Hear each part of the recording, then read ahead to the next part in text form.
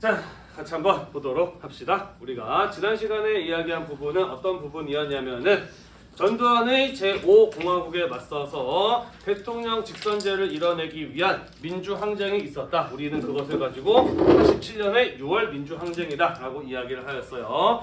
자, 그리고 결국 노태우 후보가 대통령 직선제 개헌을 약속하게 되면서 민주주의의 성과를 이뤄낼 수 있었다라는 것까지 우리가 지난 시간에 살펴보았었습니다. 맞나요? 네, 이번 시간에 그 이후의 이야기들을 함께 살펴보도록 하겠습니다. 같이 한번 봅시다. 자, 우리가 지난 시간에 이야기한 것처럼 6월 민주항쟁의 결과로 대통령 직선제 개헌을 이뤄낼 수 있었습니다. 그래서 1987년 제9차 개헌이 이루어지게 되면서 국민의 손으로 대통령을 직접 뽑게 되었다. 직접 선거가 실시될 수 있었다라는 것이에요. 자, 그리고 대통령의 임기는 5년이었고 단임제 한 번만 할 수 있다라고 정해지게 됐습니다. 그리고 지금까지 이 헌법이 유지가 되고 있죠. 현행 헌법이기도 합니다. 자, 새로운 헌법이 만들어지게 됨에 따라 1987년 12월 16일 제13대 대통령 선거가 실시가 되었습니다. 자, 기존에 예고가 되었던 대로 민주정의당 여당 쪽에서는 노태우가 대통령 후보로 출마를 하였어요. 자, 하지만 여기서 어떤 문제가 발생을 하게 되느냐, 지금까지 대통령 직선제 개헌을 이뤄내기 위해서 함께 민주화 운동을 해왔던 정치인들 사이에 분열이 이루어지게 되고 단일화, 한 명의 대통령 후보를 내는데 실패하게 되었다라는 것이죠. 자, 우리나라 대통령 선거 역사를 보다 보면은요, 공통점이 있습니다. 그건 바로 무엇이냐면은요, 여당 후보를 이기기 위해서는 야당 후보들의 단일화가 이루어질 필요가 있다라는 것이에요. 그런데 이 막강한 지지를 받는 유력한 야당 후보들이 서로 단일화를 이루는데 실패하게 돼요. 그러면서 대통령 직선제 개헌을 원해왔던 국민들의 투표 결과 역시도 이 분열된 후보 각각으로 나뉘어지는 이런 결과를 가져오게 되었다라는 것이죠. 자, 그래서 이 신군부 출신의 노태우 대통령 후보가 36.6%밖에 득표율을 올리지 못했습니다만은 이때 당시에 김영삼 후보라든지 김대중 후보라든지 김종필 후보라든지 이런 사람들이 각각 따로따로 출마해 버리는 바람에 어떤 결과를 가져오게 되느냐? 김영삼 28%, 김대중 27%, 김종필 8%. 사실 이 사람들 합하면 50%가 넘어요. 그죠? 자, 하지만 이렇게 표가 갈리게 됨에 따라 36.6%라고 하는 역대 최저의 지지율로 노태우 대통령이 대통령에 당선이 되었다라는 것이에요. 자, 그래서 어렵게 민주화를 이뤄냈고 대통령 직선제 개헌을 이루어냈지만 결국 또다시 신군부 출신의 인물이 대통령에 당선이 되는 결과를 가져오고 말았다라는 것이에요. 자, 그렇지만 제13대 총선, 그러니까 국회의원 선거에서는 조금 결과가 다르게 나오죠. 어쨌든 국회의원 선거는 한 명을 뽑는 선거가 아니잖아, 그지? 자, 그래서 여당이었던 민주정의당에서는 125석을 가져가지만 나머지 야당들의 의석을 합하면 그것을 훌쩍 뛰어넘는 159석 가까이를 가져가는 이런 선거 결과가 나타나게 되었다라는 것이죠. 자, 이런 것들은 이제 국민들이 지금까지의 5공화국 속에서 얼마나 정치적인 변화를 원해왔음을 잘 보여주는 지표다라고도 볼 수가 있겠네요. 자, 그래서 야당이 국회에서 다수의 의석을 차지하게 되는데 우리는 이런 상황을 일컬어 무엇이라고 이야기를 하냐면은 여소야대라고 이야기를 합니다. 여당은 적고 야당은 많다라는 소리예요. 자, 여소야대의 상황은 어떠한 장단점이 있느냐? 장점은요, 정부가 제멋대로 하지 못하도록 국회에서 견제가 가능하죠. 단점은요, 정부가 하고자 하는 일을 제대로 추진하기가 어렵다라는 단점을 가지고 있습니다. 반대로 여대야소라고 한다면은 반대로 생각하면 되겠죠, 그죠? 정부에서 추진하는 일이 잘 추진될 수 있지만 반대로 국회에서의 견제 역할을 제대로 수행할 수 없다라고 판단을 하시면 될 것 같습니다. 자, 아무튼 이렇게 노태우 정부가 시작이 되었다라는 것이에요. 넘어가도 될까요? 네, 넘어가도록 할게요. 네. 자, 노태우 정부 시기에 있었던 일들에 대해서 같이 한번 이야기를 해보도록 하겠습니다. 자, 2차 베트남 전쟁이 끝나고 난 이후부터 점차 냉전 체제는 완화되기 시작을 합니다. 미국과 중국과의 우호적인 관계가 이루어지고요. 또한 소련을 중심으로 한 동유럽 국가들의 공산주의 국가들의 붕괴가 시작이 되면서 냉전 체제는 서서히 해체되어 가게 됩니다. 다만 우리나라 같은 경우에는요, 남북의 분단과 6.25 전쟁 같은 것들을 겪은 나라이다 보니까 이 냉전이 해체되는 가운데에서도 때문에도 공산권 국가들과의 교류가 상당히 이루어지지 못하고 있는 상황이었던 것이죠. 자, 하지만 90년대쯤 오게 되면서 우리도 이런 어떤 냉전 해체의 국제 정세에 영향을 받게 되면서 지금까지 외교 관계를 맺지 않았던 소련과 중국과 같은 공산주의 국가들과의 외교 관계를 맺어 나가기 시작을 합니다. 우리는 이러한 외교를 가지고 무엇이라고 이야기를 하냐면요, 북방 외교라고 이야기를 해요. 왜냐면 중국과 소련, 동유럽 국가들 모두 우리나라보다 북쪽에 있는 나라들이잖아. 그래서 이런 거를 북방 외교라고 이야기를 해요. 자, 88 서울 올림픽을 개최한 것을 계기로 소련과 중국과 외교 관계를 맺고요. 그러면서 1991년 가게 되면은 남북한이 유엔에 동시에 가입하는 이런 결과를 가져오기도 합니다. 자, 유엔에 남북한이 동시에 가입했다라고 하는 것은 무엇을 의미하는 것일까? 사실 지금까지 남북한이 유엔에 가입되어 있지 않았다라고 하는 것은 무엇을 의미하는 것이냐? 북한과 남한 가운데 어느 쪽을 진짜 한국으로 볼 것이냐 확실하게 정해져 있지 않은 상황이었다라는 거예요. 그런데 91년에 남북한이 유엔에 동시에 가입했다라고 하는 것은 무엇을 의미하는 것이냐? 북한은 북한대로, 남한은 남한대로 공식적인 국가임을 국제사회가 인정하게 되었다라는 것을 의미하기도 해요. 이 역시 냉전 체제가 완화되는 가운데에서 나타날 수 있었던 성과이기도 하다라고 보시면 되겠습니다. 이해가 되나요? 네, 그래서 한반도에서도 냉전 체제가 점차 완화되기 시작하였다라는 것이에요. 자, 한편 정권이 바뀌었기 때문에 제5공화국 시절에 있었던 잘못들에 대한 진상 규명과 처벌을 시도합니다. 이른바 제5공화국 국회 청문회라고 하는 것이 열리게 되어 국회의원들 앞에 당시 정부의 책임이 있는 사람들을 데리고 와서 당신 왜 그랬느냐, 이때 무슨 일이 있었느냐라고 하는 것을 깨 묻고 따지는 것을 가지고 우리는 국회 청문회라고 이야기를 합니다. 자, 그러면서 이러한 과정을 통해서 전두환 정부 시기에 있었던 여러 가지 비리 문제들을 해결하고자 하였고, 무엇보다도 5.18 민주화 과정에서 수많은 사람들이 죽어나갔던 것에 대한 진상규명과 책임을 물으려고 하였다라는 것이죠. 자, 하지만 이때 국회에 나왔던 전두환 전 대통령의 경우에는 계속해서 변명으로 일관하고요. 끝까지 사과를 하지는 않았습니다. 그러면서 처벌을 받지도 않고 완전히 완성되지 못한 상태, 미완의 상태로 결국 이 국회 청문회는 끝나버리고 맙니다. 어찌 본다면 노태우 정부잖아요. 그죠? 대통령 자체가 신군부 출신의 인물이기 때문에 자기 손으로 자기의 가족들을 이렇게 정확하게 단죄를 하고 처벌하고 하는 일들이 벌어지기는 상당히 어려웠다라고 볼 수가 있겠죠. 그죠? 노태우 정부가 가지고 있었던 근본적인 한계 때문에 국회 청문회 제대로 이루어질 수 없었다라는 얘기가 되겠습니다. 다음 정부로 넘어가게 되는 것이죠. 이 역할은. 자, 한편 노태우 정부의 경우에는요, 여소야대의 상황을 극복하기 위해서 3당 합당을 추진하게 됩니다. 자, 그러면서 여당이었던 민주정의당과 그리고 김영삼의 야당인 통일민주당, 김종필이 이끄는 신민주공화당을 합하게 돼요. 우리는 이것을 가지고 3당 합당이라고 이야기를 합니다. 노태우 정부 입장에서는요, 3당 합당을 통해서 여소야대의 상황을 극복할 필요가 있었다라는 것이고요. 또한 이런 어떤 김영삼이나 김종필 같은 정치인들의 경우에는 더 큰 영향력을 발휘하기 위해서는 힘을 가진 사람들과 함께 당을 합할 필요가 있었던 것이에요. 자, 그러면서 민주자유당이라고 하는 거대 여당이 성립을 하게 되었다라는 것입니다. 그리고 이 민주자유당의 대통령 후보로 출마한 김영삼 후보가 제14대 대통령 선거에 당선이 되었다라는 것이에요. 자, 그러면서 31년 만에 민간인 출신의 대통령이 탄생을 되는 결과를 가져오기도 하였다라는 것이에요. 별로 어렵지 않죠, 그죠? 다만 이 과정에서 김영삼 대통령의 경우에는 무진 욕을 먹어야겠죠. 했었죠. 왜? 그렇죠. 지금까지 자기가 민주화를 이루기 위해서 비판하고 싸워왔던 신군부 출신의 인물들과 대통령이 되고 싶어서 손을 잡았다라고 하는 이런 어떤 비판으로부터 결코 자유로울 수 없었던 것이죠. 그러면서 약간 기회주의자라는 이런 어떤 비판을 받기도 하였다라는 것이에요. 넘어갈까요? 네, 김영삼 정부로 가보도록 하겠습니다. 자, 김영삼 정부 시절에는요, 공직자윤리법을 개정을 해서 고위공직자의 재산을 공개하기도 합니다. 요거 왜 했을까? 왜 고위공직자들의 재산을 공개할 필요가 있었을까? 그렇죠. 사람이 정상적으로 살아왔다라고 한다면, 잘못을 저지르지 않았다라고 한다면 그 사람의 경력을 봤을 때 이 사람이 가질 수 있는 재산이 어느 정도 대충 감이 와요. 그죠? 어느 정도 파악이 되죠. 그런데 이 사람의 재산을 공개했다? 근데 이 사람의 재산이 우리가 예상했던 것보다 훨씬 더 많다? 비정상적이다? 라고 한다면 이 사람은 뭐 했다라고 알 수 있겠어? 뇌물을 받았구나, 부정부패를 저질렀구나 라고 하는 사실을 알 수가 있잖아요. 그죠? 지금까지 이런 고위공직자들의 부정부패 같은 문제가 상당히 심각했기 때문에 김영삼 정부 시절에는 이런 것들을 도입을 해서 이런 부정부패 문제 같은 것들을 해결하고자 하는 의지를 보였다라는 것이죠. 이해되나요?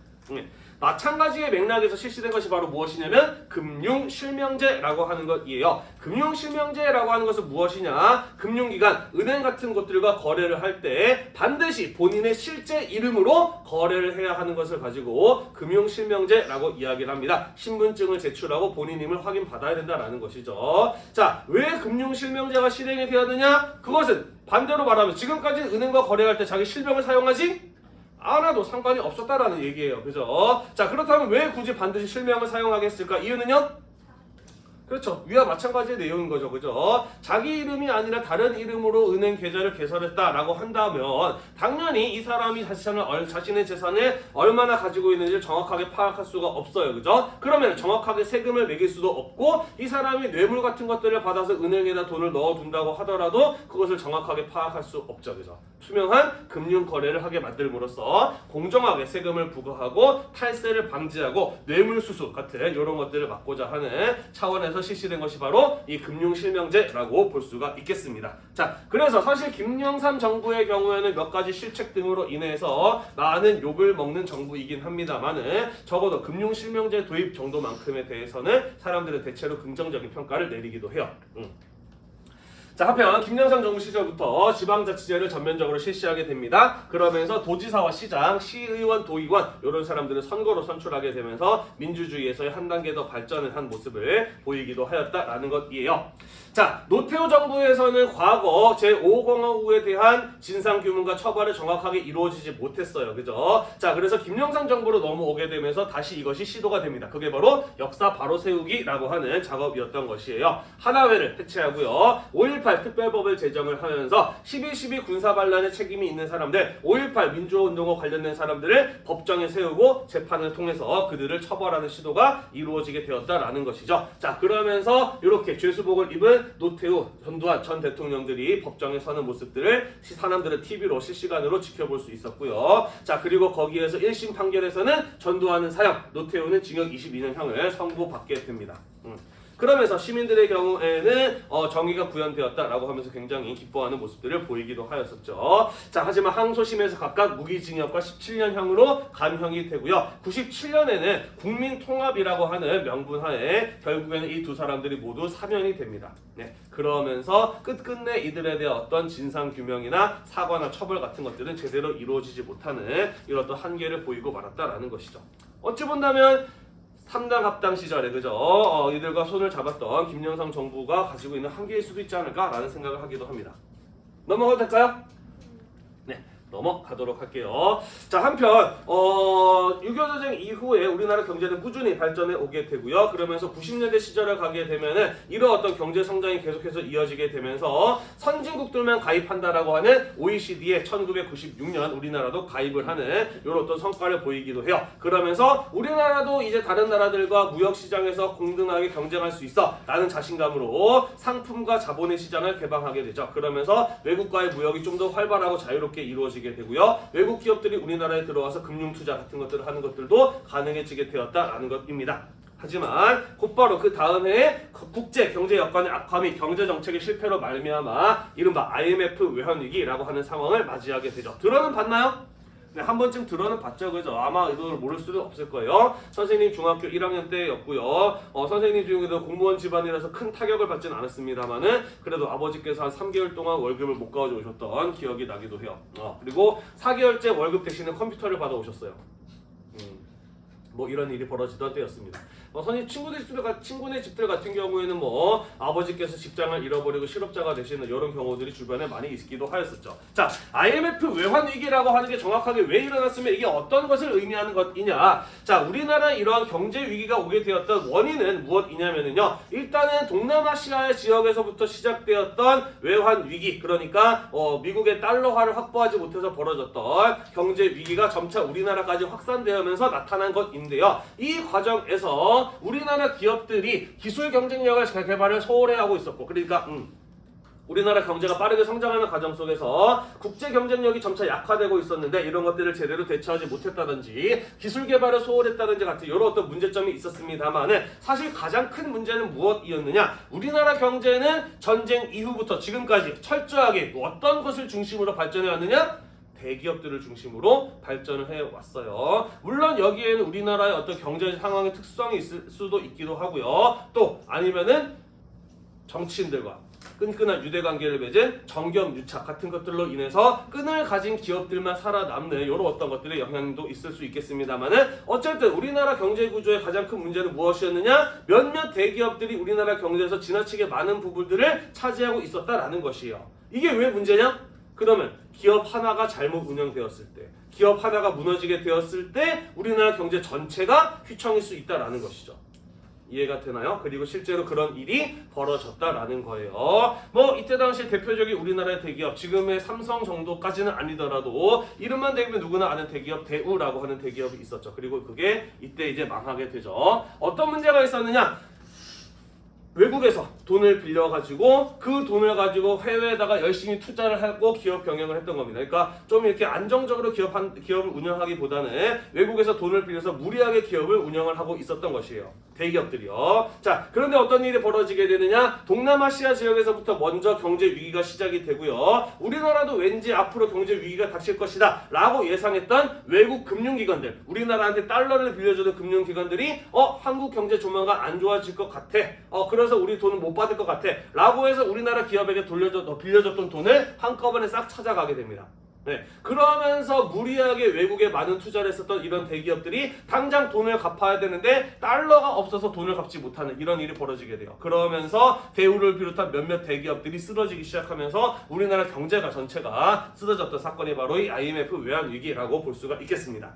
이해가 되나요? 결국 우리나라는 이 위기 상황을 극복하기 위해서는 달러를 빌려와야만 했어. IMF라고 해서 인터내셔널 머니터리 펀드라고 해서 국제 통화 금융 기금이라고 하는 곳이 있거든요. 여기서 돈을 빌려오게 됩니다. 그리고 IMF 쪽에서는 너네가 돈을 빌려갔으니 돈을 갚기 위해서는 우리가 판단하기에 한국 경제를 이렇게 고쳐야 될 것 같다 라고 이야기를 하게 돼요. 그러면서 IMF가 강요하였던 강도 높은 구조조정 같은 것들이 우리나라 경제에 가해지게 되었다라는 것이죠. 자, 그러면서 기업들은 훨씬 더 기업의 경영의 효율성을 높이기 위해서 많은 사람들을 결국 해고해야만 했다라는 것이고요. 그러면서 많은 실업자들이 발생하게 되면서 우리나라 경제 전체가 휘청했던 사건이 바로 이 IMF 외환위기라고 볼 수가 있겠습니다.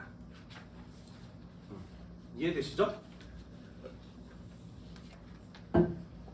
넘어갈게요. 자, 그래서 1997년에 이루어진 제15대 대통령 선거의 경우에는요, 이 IMF 외환위기 때문인지는 모르겠습니다만은 야당 후보였던 김대중 대통령 후보가 당선이 됩니다. 이것은 우리 역사상 최초로 선거를 통해서 여야의 정권 교체가 이루어진 사례였다라고 볼 수 있겠어요. 자, 그리고 이 김대중 정부가 시작이 되었다라는 것이고요. 김대중 정부 시절에는요, 이 구조조정과 개방 정책 같은 것들을 통해서 단기간에 2001년에 외환위기를 극복을 하고 IMF에서 우리나라 경제를 관리하는 것으로부터 벗어나는 성과를 거두기도 하였다라는 것이에요. 네, 그러면서 다시 우리나라 경제가 성장해 나가는 모습을 볼 수가 있었다라는 얘기가 되겠습니다. 자, 김대중 정권 시절에는요, 제주 4.3 사건이라든지 혹은 냉전의 상황 속에서 억울하게 죽임을 당했던 이런 어떤 의문사 같은 것들에 대한 진상규명 같은 것들을 시도하게 되고요. 특히 민주화 운동 과정에서 간첩으로 몰려서 억울하게 죽임을 당했던 사람들의 명예회복 같은 것들이 이루어지기도 하였다라는 것입니다. 또한 이때 이제 여성부가 처음 만들어지게 되고요. 국가인권위원회라든지 이런 것들이 만들어지게 되고 국민기초생활보장법 같은 것들이 제정이 되면서 우리나라도 본격적으로 복지라고 하는 이런 어떤 화두가 우리 사회에 등장하게 되는 것도 이 김대중 정부 시절부터였다라고 보시면 될 것 같아요. 국가에서 국민의 기본적인 생활을 보장해주기 위한 복지의 개념 같은 것들이 등장하였다. 넘어가도 될까요? 네, 넘어가도록 할게요. 자, 한편 김대중 정부의 경우에는 이른바 햇볕 정책이라고 하는 것을 실시하게 됩니다. 햇볕 정책이라고 무엇이냐? 차갑게 얼어붙은 남북과의 관계에 따뜻한 햇볕을 쐬어서 녹인다라는 뜻이거든요. 북한과의 대결 구도를 지양하고 북한과 화해와 협력을 이루기 위한 정책을 실시하는데 우리는 그런 것들을 다 통틀어서 햇볕 정책이라고 이야기를 해요. 자, 그러면서 1998년부터는 북한의 금강산 관광 같은 것들이 시작이 되기도 하였죠. 북한의 금강산은 굉장히 경치가 아름다운 것으로 유명하죠. 그래서 뭐 현대의 정주영 회장이 북한을 방문한 것을 계기로 금강산 관광 같은 것들이 시작이 돼요. 다만 요거는 한 10년 만에 중단되어 버리고 말죠. 선생님도 여기 한번 가보고 싶었는데 이때는 대학생이라서 돈이 없어서 못 갔는데 2008년에 중단되어 버리고 말아서 지금까지도 영영 못 가고 있어요. 우리 학교 선생님들 중에서도 이 시기에 다녀오신 분들 몇 분 계시기도 하거든요. 부럽기는 해요. 왜 중단되었느냐? 궁금하시면은 네이버에 박왕자 씨 사건 이렇게 검색해 보시면 돼요. 2008년에 금강산 관광을 갔던 관광객들 가운데 박왕자 씨라고 하는 이제 여성분이 계셨는데 원래 이제 북한에서 정해준 코스만 여행하도록 이게 금강산 관광은 계획이 되어 있거든. 그런데 이제 박왕자 씨라고 하는 분께서 숙소에서 나와서 바닷가였나 아무튼 원래 관광 코스가 아닌 곳에 잠깐 바람 쐬러 나갔다가 간첩으로 오인했던 북한군이 쏜 총에 맞아서 사망했던 사건이 벌어져요. 네, 그러면서 금강산 관광은 2008년에 중단되어 버리고 말아요. 자, 한편 이 금강산 관광 같은 이런 어떤 햇볕 정책의 결과 성과를 바탕으로 2000년에는요 우리 역사상 최초로 남한의 대통령이 북한의 평양을 방문을 해서 김정일 인민위원장 북한 지도자와 만나는 2000년의 남북 정상회담 같은 것들이 이루어지기도 합니다. 자, 그러면서 이들이 6.15 남북 공동선언 같은 것들을 발표하기도 해요. 통일 문제에 있어서 외국의 개입보다는 우리들끼리 자주적으로 통일 문제를 해결해 나가도록 노력하자 같은 것들을 선언했던 게 바로 6.15 남북 공동선언의 발표라고 보시면 돼요.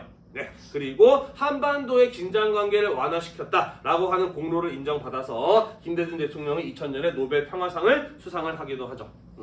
서울의 교보문고 본점에 가면은 입구 양쪽에 역대 노벨 수상자들 가운데 유명한 사람들의 어떤 초상화 같은 것들이 쭉 복도와 양옆에 걸려 있어요. 그리고 이때 전까지만 하더라도 제일 마지막 칸에 가면은 한국 최초의 노벨상 수상자는 누구일까요? 라고 하면서 물음표가 액자에 걸려 있었거든. 그걸 보면서 내가 나중에 여기 들어가야지 라고 이렇게 생각하고 있었는데 네, 김대중 대통령이 거기에 먼저 걸리게 되었네요. 나중에 기회가 되면 한번 가서 보시는 것도 재밌을 것 같아요. 넘어가겠습니다. 자, 이후에 노무현 정부가 세워지게 되죠. 2003년부터 2007년까지의 노무현 정부 시기이고요. 정치에서는 권위주의의 청산, 지방 분권, 과거사 정리 노력 같은 것들이 계속해서 이어지게 됩니다. 또한 국가정보원이라든지 검찰과 같은 국가 권력기관의 독립성, 정치 논리로부터의 독립성 이런 것들을 강화하기 위한 노력들이 있었고요. 또한 지나치게 서울에 많은 인구와 경제력이 밀집되어 있는 것이 우리나라의 문제이기도 했어요. 아직까지도 그렇기도 하고요. 자, 그래서 행정 수도를 지방으로 옮기고 지방 혁신 도시를 건설하고 주요 공공기관의 지방 이전 같은 것들을 추진했습니다. 그러면서 사실은 수도를 서울에서 지금 있는 어디? 세종시로 옮기려고 했죠. 네, 하지만 헌법재판소에서 이것이 헌법에 어긋난다라고 하는, 관습법에 어긋난다라고 하는 약간 이해하기 어려운 판결이 나면서 수도를 세종시로 옮기는 데는 실패하게 되고요. 그를 대신해서 서울에 있는 여러 공공기관들을 세종시로 옮기고 또 지방 곳곳에 이런 어떤 균형 발전을 위해서 공공기관을 좀 더 인구가 적은 지방으로 옮기는 이런 작업 같은 것들이 노무현 정부 시절부터 지금까지 이어져 오고 있다라고 생각하시면 될 것 같아요. 자, 역사에서는요, 친일 반민족행위 진상규명위원회라든지 진실과 화해위원회 같은 것들이 조직이 되었고요. 김대중 정부의 햇볕 정책을 이어받아서 노무현 정부에서도 2007년에 노무현 대통령이 북한의 평양을 방문해서 남북 정상회담을 갖고요. 6.15 남북 공동선언을 성실하게 이행할 것 같은 것들을 선언한 14 남북 정상선언 같은 것들이 발표되기도 하였다라는 것이에요. 별로 어려울 것 없죠, 그죠? 넘어가도 되겠죠? 네. 자, 그 다음 이명박 정부로 가보도록 합시다. 여러분 이때부터 이제 태어났지? 니네가 2007년생인가요? 네. 아, 그렇죠. 아직까지 조금 기억이 나지 않을 수도 있지만 이명박 정부 마지막쯤 가게 되면 슬쩍 좀 기억 좀 나고 하지 않나요? 아직 안 나요? 네, 알았어요. 자, 17대 대통령 선거에서 이명박 대통령 후보가 당선이 되면서 10년 만에 다시 여야의 교체가 이루어지게 되었고요. 이명박 정부 시절에는 성장 위주의 경제 정책을 추진하고요. 서울에서 세계 주요 정상들이 만나서 경제를 협의하는 G20 정상회의 같은 것들이 개최되기도 하였다라는 것입니다. 자, 하지만 이명박 정부 시절에는 이른바 촛불 집회라고 하는 것이 무수히 많이 일어났었죠. 대표적인 이슈가 무엇이었냐면 첫 번째는 미국산 쇠고기의 수입 문제였었죠. 광우병의 위험이 있는 소고기를 정확하게 걸러내지 못하는 이런 어떤 미완성된, 그러니까 좀 부족한 미국과의 소고기 수입 협상 이런 것들로 인해서 국민들의 반발이 시작이 되고요. 이명박 정부가 가지고 있었던 당시 이제 국민들과의 소통이 부족했던 문제, 그리고 이명박 정부의 어떤 정책의 추진 방향에 옳지 않다라고 생각했던 국민들의 판단 이런 것들이 결합이 되면서 대규모의 촛불 시위 같은 것들이 일어나는 모습들을 볼 수가 있었다라는 것입니다. 또한 이명박 정부에서는 4대강 살리기라고 하는 사업을 추진하게 되는데 이 역시 시민사회와 갈등을 빚는 이런 모습들을 보이기도 하죠. 자, 4대강 사업 살리기 사업 이거 어떻게 전개가 되었느냐? 원래는 뭐 만들겠다고 했냐면 대운하 만들겠다고 했었죠. 이명박 정부에서. 운하가 뭔지 아니? 운하? 운하 몰라요? 네, 그럴 수 있어요. 운하가 뭐냐면은요.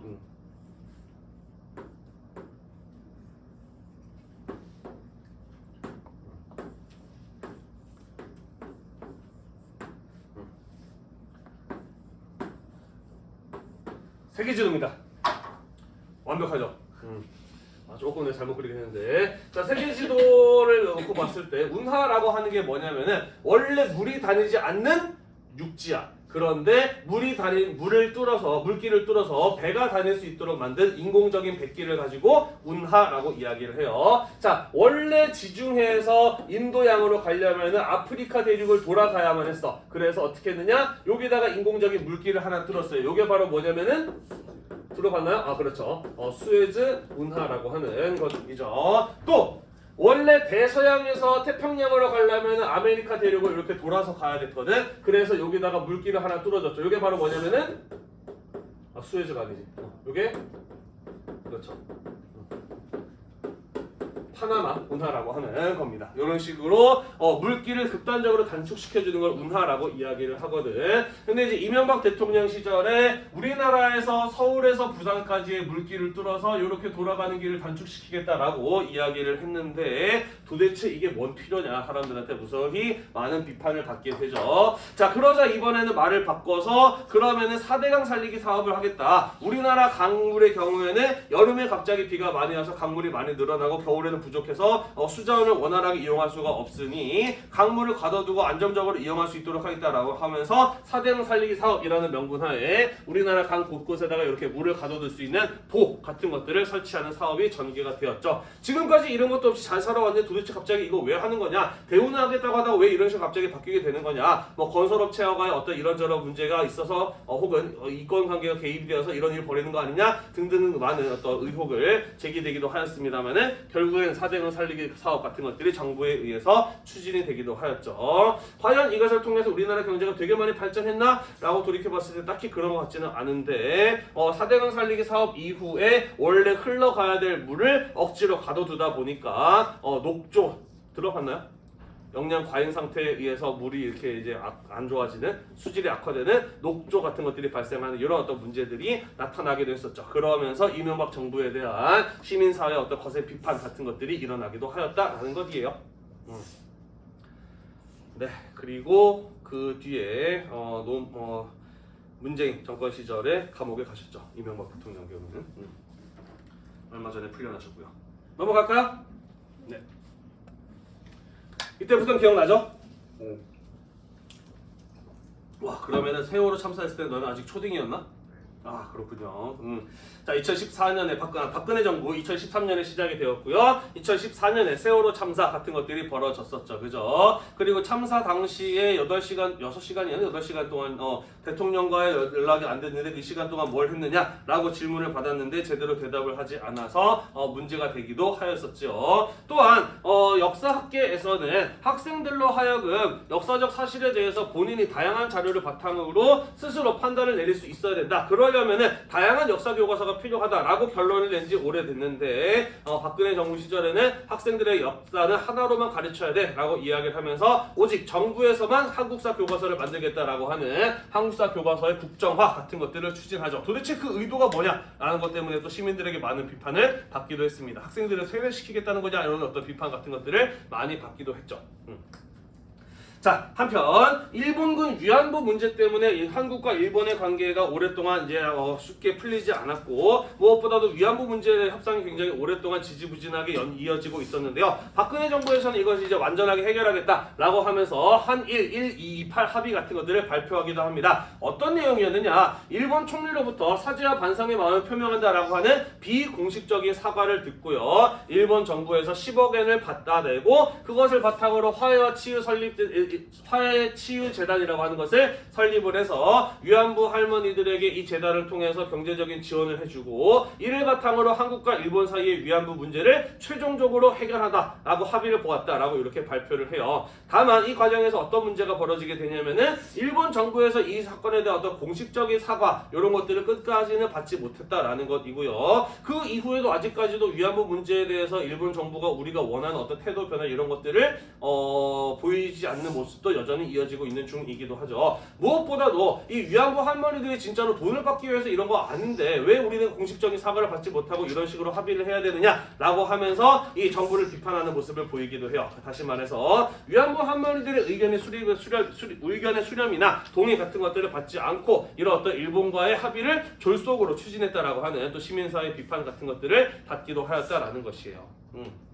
자, 이런 비판들이 일어나기도 하였다라는 것이죠. 자, 그러다가 최순실이라고 하는 사람, 이 사람이 뭐 장관도 아니고 임명직도 아니고 선출직도 아닌 그냥 민간인 신분의 최순실이라고 하는 사람이 실제로 청와대에 드나들면서 대통령의 중요한 결정에 영향을 미쳤다라고 하는 사실이 알려지게 되죠. 이른바 국정개입 사건, 국정농단 사건이 알려지게 됩니다. 또 그 과정에서 어떤 사실이 밝혀지게 되느냐? 이 최순실이라고 하는 사람이 자기의 딸에게 승마하는 자기 딸에게 비싼 말을 사주기 위해서 대기업들을 협박하거나 그 뒤를 봐주면서 그들로부터 많은 돈을 거뒀다라는 이런 어떤 사실들도 알려지게 되죠. 자, 그러면서 이 사건을 계기로 국회에서 대통령 탄핵안을 제출하게 되고요. 그리고 헌법재판소에서 이 대통령 탄핵을 결정을 하게 되면서 우리나라 역사상 두 번째로 이승만은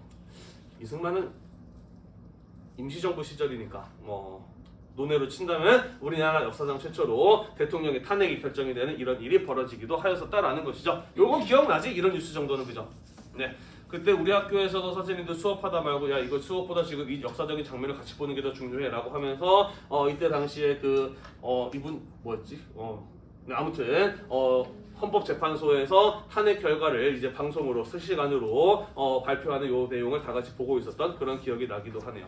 네. 그 뒤에 문재인 대통령이 당선이 되면서 문재인 정부 그리고 작년에 윤석열 대통령이 당선이 되면서 윤석열 정부 이렇게 이어지게 되는데 이 시기에 있었던 일들 여러 가지 있습니다만 아직은 역사의 분야에 들어가기 조금 어려운 내용인 것 같아요. 이 내용은 나중에 여러분들보다 좀 더 어린 학생들이 한국사를 배우게 될 때 다루게 될 것이라고 생각을 합니다. 자, 그래서 우리 이렇게 해서 단군이 고조선을 세웠던 시기부터 현재까지 우리나라 역사를 쭉 이어서 한번 살펴보았고요. 여기까지가 이번 기말고사 시험 범위가 되겠는데요.